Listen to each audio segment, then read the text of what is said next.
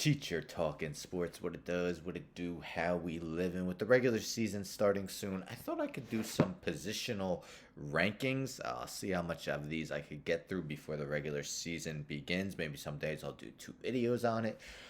Today, let's take a look at the 15 starting American League catchers, at least according to Roster Resource, a great source for depth MLB depth charts. Some of these guys may be in a timeshare. Of course, the catcher position, you rarely see a guy play nearly every day.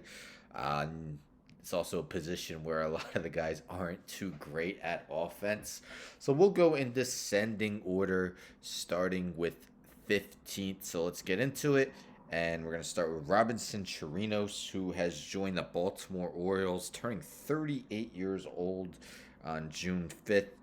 Chirinos really hasn't been a full-time player since 2019. Probably just holding down the fort till Adley Rutschman joins the Orioles, which is hopefully sooner than later. Superstar prospect. 14, we got Ben Rortvedt of the now New York Yankees. Was acquired in the deal that saw the Yankees also net Josh Donaldson. 24 years old, didn't do much in his first taste of the big leagues last year, hitting 169 with a 510 OPS in 98 plate appearances. Known as a defensive catcher, though, and apparently has huge arms as well. Number 13, and he should be in a timeshare with Kyle Higgy. Number 13, Austin Hedges, Cleveland now Guardians, turning 30 August 18th. Hedges does exhibit power for straight seasons, not including the shortened 2020 with double-digit homers, but last year hit 178, 2020 145, 2019 176. Honestly, you could possibly put him 15th, and I wouldn't argue that. 12th, Martin Maldonado, turning 36 August 16th. Still a great fielder. Surprisingly only won one Gold Glove in 2017. Still throwing out at a high rate. Still, manning the position better than average defensively, but offensively not much. Only batted 172 last year, although he did hit 12 homers. Number 11, Danny Jansen, another guy who may be in a timeshare with Alejandro Kirk with the Toronto Blue Jays. Jansen last season hit just 223, hit 183 in 2020, 207 in 2019, but did have 11 homers and 184 at bats last year. So he does provide some pop, and actually had an OPS plus of 106 last year. 10th, we got Tom Murphy of the Seattle Mariners. Murphy had a stellar 2019 with the Mariners in 75 games, 260 at-bats, 18 homers, and an 858 OPS. Above average defensive catcher as well, but missed all of 2020, and last year took a turn for the worse at the plate, hitting just 202 with a 655 OPS in 97 games. 9th, we got Tucker Barnhart, acquired by the Tigers from the Cincinnati Reds, two-time Gold Glove winner with Cincinnati. So of course he brings excellent fielding behind the plate. Offensively, won't do as much. Last year hit 7 homers for 685 OPS, 679 OPS in 2020. Basically over the last 4 years, pretty similar numbers since 2018. 240 average with a 696 OPS. But again, excellent behind the plate. 8th, we got Christian Vasquez of the Boston Red Sox. Vasquez will turn 32 on August 21st. Last season wasn't great at the dish. 258 average, 659 OPS.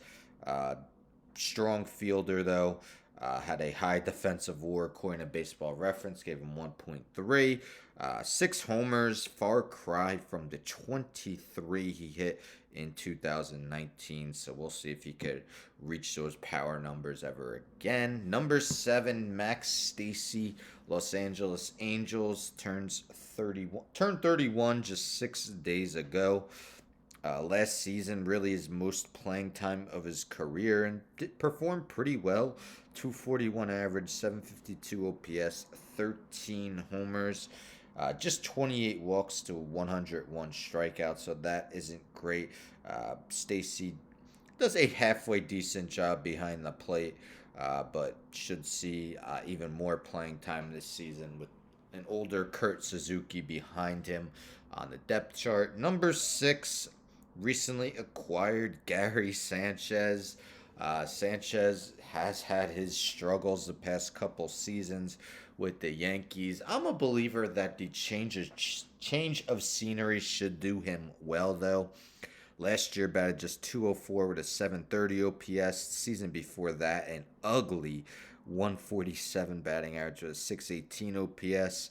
Not a great defensive catcher either, but 2017 2019 was an all star. In those seasons, he combined to hit 67 homers and drive in 167 RBI, driving 167 runs. I don't know if he's going to reach those heights again, but again, I believe the change of scenery should do him well. Fifth, we got Sean Murphy of the Oakland Athletics, the reigning Gold Glove winner in just really his second full season in the big leagues. Murphy is 27 years old. Wasn't a great hitting season for him last year. 216 average, 710 OPS. Year before that, 233 batting average, 821 OPS. Long seen as one of the top prospects in the Athletics minor leagues and probably one of their best players after trading many of their players off. Sean Murphy is fifth.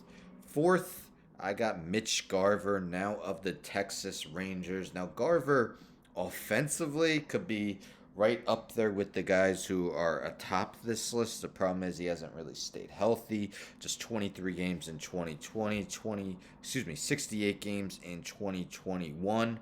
But if you look at 2020 was a shortened season, so we'll ignore that. But 2019 hit 31 homers, batted 273 with a 995 OPS. Last season, 13 homers, 256 batting average, 875 OPS.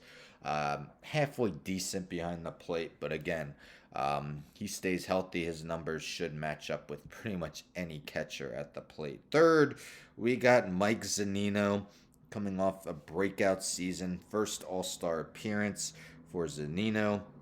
Turns 31 on March 25th. Zunino hit 33 homers last year. Just a 216 average, but an 860 OPS for 138 OPS plus.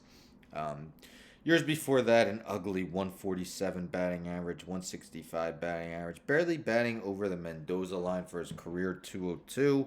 So there's always the chance that he could revert back to that. But again, wasn't a high batting average season last year and still really raked at the plate and is a fine defensive catcher, putting him third. Second, we got Yasmani Grandal, the two-time All-Star. Arguably had one of his best seasons last year with the White Sox, turning 33 last November 8th. Grandal hit just 240, but had more walks than strikeouts. A 420 on base percentage, which is absolutely superb from the catcher position. 939 OPS, 23 home runs. So definitely provides much value at the plate. And as at least an average defensive catcher, due to his on base skills, Grandal is second.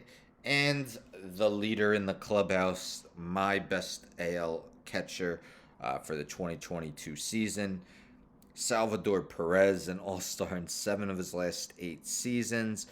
Previously won 5 Gold Gloves. Finished last season 7th in AL MVP voting.